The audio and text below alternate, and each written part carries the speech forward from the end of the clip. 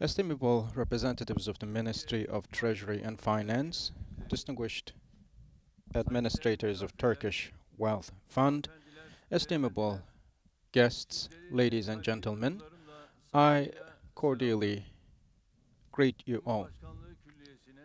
And I would like to welcome you to the presidential complex, the home of our people. This is an important program for our economy and the insurance industry of our country, and I'm very pleased to be here with you. As you know, in 2016, we said we have a target to leave a strong economy to the next generations, and a Turkish Wealth Fund was established for that end.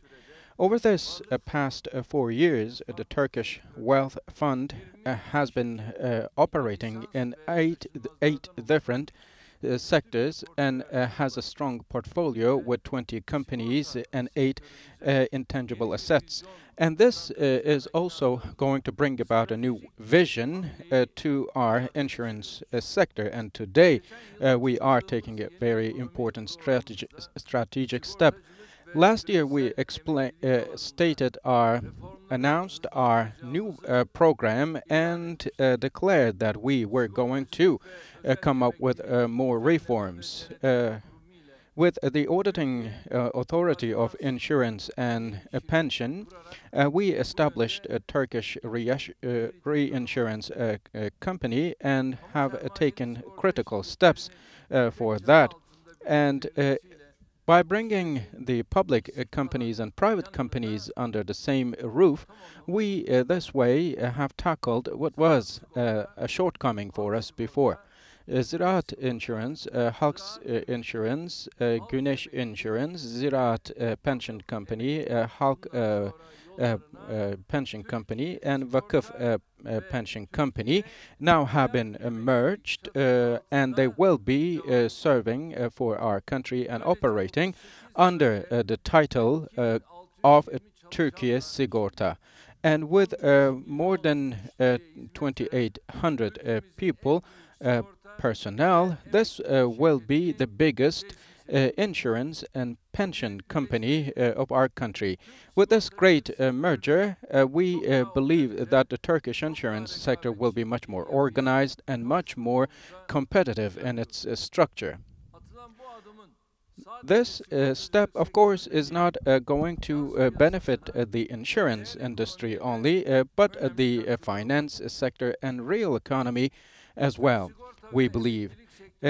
Turkish insurance and pension sector, if it manages to accumulate funds, it will then directly contribute to the further growth of our country. In particular, life insurance and pension systems will contribute to long-term and low-cost fund collection. With the incentives of the state authorities, the amount of the fund for the private pensioning has exceeded the figure of 150 billion, and this will of course bring about an important, significant resource for our sector. And 6 well-established companies now will complete one another's work, and the fact that they all have come under the same umbrella will bring about a new dynamism to the companies and our sector, and of course will empower our sector. The fact that the Turkish sector concentrates on certain fields is also related with falling short in some of the specific fields. And Türkiye Sigorta, with its new perspective, will ensure that the insurance services are delivered to all in the country, and it will assume a very significant mission. The new structure will prioritize the social good and a public good other than profitability, and it will address to other needs and shortcomings of this sector. In the forthcoming periods, both in insurance and pensions sectors, we expect important developments to unfold.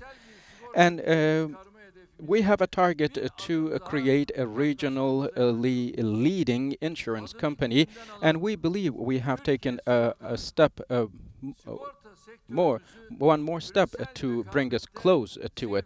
And we believe and hope that it will bring a Turkish insurance sector to the global league. Distinguished friends, the COVID-19 disease that took start in China has been the most serious, one of the most serious health crises of the world so far. And so far, almost 900,000 people lost their lives due to the pandemic, and including the developed countries, many countries across the world, unfortunately, have been caught unprepared against this virus. And some countries that have much stronger economic powers compared to us, of course, fell short and faced many challenges in many areas, including the supply of medical products and supplies. And many people were left to die, and the treatment was offered to people at very high prices. This is what we have observed, and now we have entered into a new era during which nothing will be as it was before. Even though COVID-19 is a crisis related with health, as of its consequences, it of course has shaken every field of our lives very strongly. From business world to personal relations, from economy to public order and security, and all the way to tourism. In many fields, we still feel the aftershocks of this pandemic. In the first half of 2020, in global scale, a loss in production, a significant loss in production has been observed, and we have also observed changes in production and consumption behaviors. After the impacts of the pandemic have been better understood, international companies and rating organizations had to revise their expectations for growth. The economic expectations and indicators and all the pieces of data show that countries such as the USA, Germany, Japan, or the UK, even those big countries have been shaken by the impacts of the pandemic, and they have lost a lot economy-wise. In economy, in the second quarter of 2020, Japan's economy did shrink by 10, Germany by 27, France by 19%, for the UK 21.7%, and those economies downsized. In the first quarter of 2020, Turkey grew by 4.4%, and in the second quarter, Turkey's economy did shrink by only 9.9%, and this has distinguished us from other countries. This is because of the measures we have taken to combat the virus, and also all the other policies we have adapted during this process. With the Economic Stability Shield initiative, we have supported our citizens, our companies, artisans, and everyone to protect everyone. And during the most critical period of the pandemic, we did not allow our healthcare system to collapse. We also did not allow any handicap to come in front of us. And we also, on the other hand, continued to work. But of course, some during this period also wanted to make us fall into certain traps, the opposition parties in particular, by showing some other countries that are not even known by the world. So instead of lending an ear to what they said, we very calmly managed the process very effectively. We utilized the opportunities and the means offered by the presidential system. Thank God we have brought this country, our country, to this very level. Distinguished brothers and sisters, people, there's a saying, the flood will leave, but its traces will remain. So it is not possible to overcome such a pandemic, such an outbreak, without any harm coming our way. Of course, we have observed the impacts of this process, this pandemic, in many business lines and many sectors. It is a reality, but this impact was at the minimum level on our country. We managed so. In the whole world, investments came to almost a point of halt, while on the other hand, we have provided initiatives and have been engaged with further investments in our public and private sectors. With the steps of normalization we have taken, we have managed a recovery in our economy. And the indicators of June shows that the momentum we have achieved is still continuous. The trust index in the second quarter of the year was 75, and it has increased up to 105 in August. And economic trust index was 62% in the first half of the year, while it has increased up to 85.9. And the procurement index was 42, while in August it has exceeded the figure of 52. And for the past 3 years, this index has been steady on the threshold of 50, and it has managed to come its highest level as of February. The capacity usage ratio for the export sector in August has been registered at the figure of 73 points.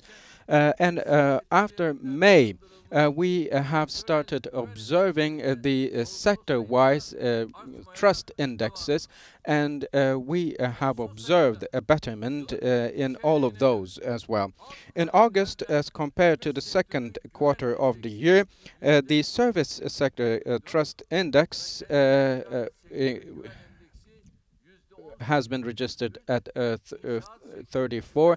The construction company trust index was registered as registered an increase of 40.7%. Of course, with all the credit lines and loans provided to our citizens and many companies, we have broken records in many fields. For example, the automobile sales, the vehicle sales. And a 83.3% of increase, a significant increase, has been registered in the vehicle sales.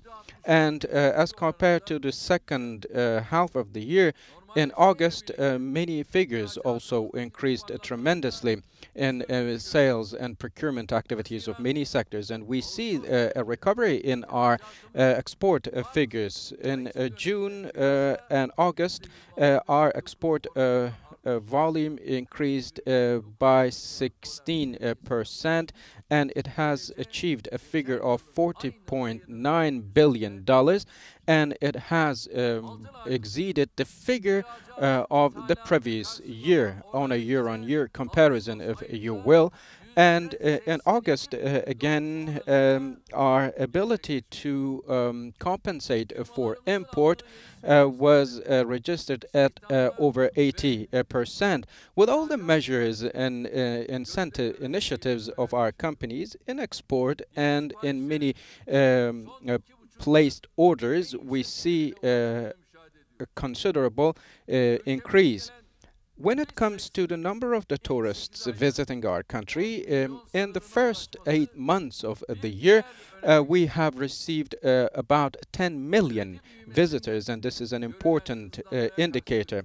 And we also have a growth in credit in loans provided, and this is because of the strong structure of our banking sector and its high quality of assets and high profitability. And I would like to underline the importance of that in particular.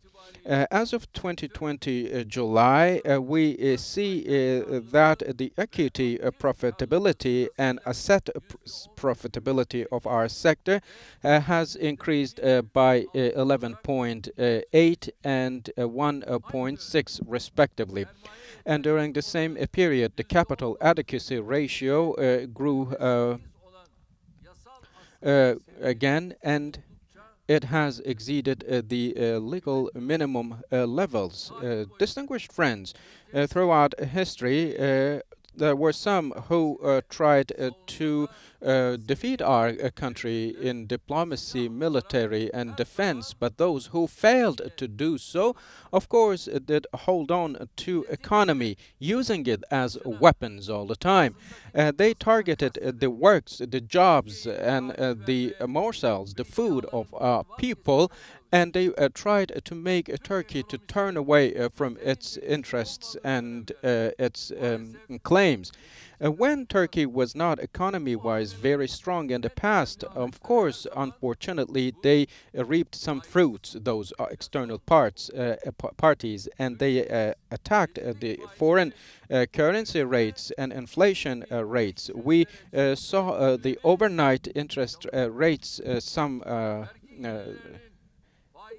someday in the past went over 75 points, and in the past we saw some challenges, and we experienced some times that our country fell short and failed to pay the pensions of many people, and our economy was isolated, and the finance as well as the treasury of the country was left to the hands of the representatives of IMF, and these were some scenes of embarrassment for our country in the past, and our country was attacked through interest rates and tools of interest rates and of course foreign currency, and our country could not move ahead, while the countries in the past who were equal to our country moved ahead. Our country, unfortunately,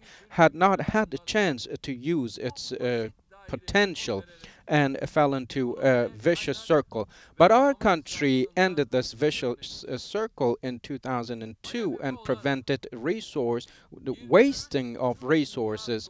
And our debt to IMF, which amounted to $23 billion was paid completely, and we reclaimed our economic independence again, and we have done that. We have. In particular, following the July 15 coup attempt, we have entered into a new era in economy, and today now at different fronts, we are protecting the rights and the laws of our country fearlessly, and the fact that we are able to do so is coming from the self-confidence we have gained over the past 18 years. So they talk about interest rates and inflation rates and whatsoever, and they said the opposition party and figures go to IMF and borrow money, and we said to them, this is what you would do, and this is what you are known to do, and your qualities. We said we will not go to ring the bells of IMF, go to their door, we said to them. But IMF did come to our door when I was serving as the prime minister of the country, and IMF asked for $5 billion from us as a loan to be provided. And as the prime minister of the country, of the time, of the era, I said give it away because these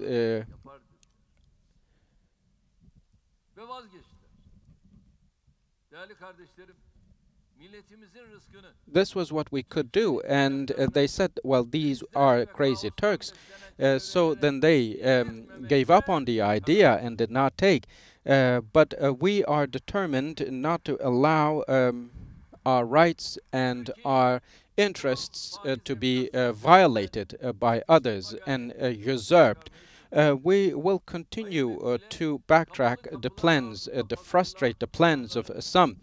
And those who sit around the bargaining table behind closed doors with IMF will not be able to make our country go back to its past days again. We are going through a critical phase. It is important for our country to stick tightly on our togetherness and unity, and it is, of course, related with the success we will have in our combat against the coronavirus.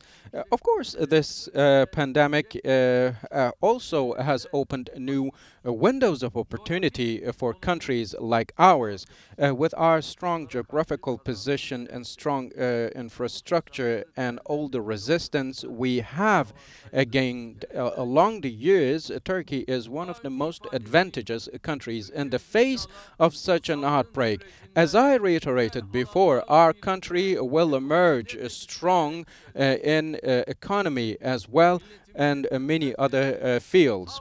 Therefore, all the members of our society should adhere to the precautions, the measures, with a spirit of mobilization. And Turkey Sigorta, Turkish insurance company, will be, if you will, a guarantee, an assurance of that. We will neither fall into lethargy or pessimism, nor will we act in a fashion like there has been nothing ongoing, because we will be abiding by the rules and always remain vigilant. And I would like to once again make a call on our people to adhere to the rules of wearing masks, social distancing, and personal hygiene. I make a call to our people to not to organize events such as weddings or engagement ceremonies and many other celebrations. So we should be careful and let us also, on the other hand, of course, stop smoking. Do not smoke, at least throughout this period, because we love and care about you. We love you and care about you. As I conclude with these thoughts, I once again hope that Türkiye Sigorta and the insurance and pension company will be auspicious for our country, for our people. I would like to thank to the Minister of Finance and Treasury. I would like to thank to the General Director of Turkish Wealth Fund. Likewise, I would like to thank to all the managers, administrators of the company. In particular, I would like to state that this new program, this new agenda, will contribute a lot to the economy of our country, and I once again would like to extend my gratitudes and greetings to you all. Thank you very much. Stay in health. Yüksek müsaadeleriyle kürsünün önünde bir müddet daha misafir etmek isteriz. Hazine ve Maliye Bakanımız Sayın Berat Albayrak'ı da sahneye davet etmek isteriz. Sayın Bakanımız, Cumhurbaşkanımız Sayın Recep Tayyip Erdoğan'a günün anısına hediyelerini arz edecekler efendim.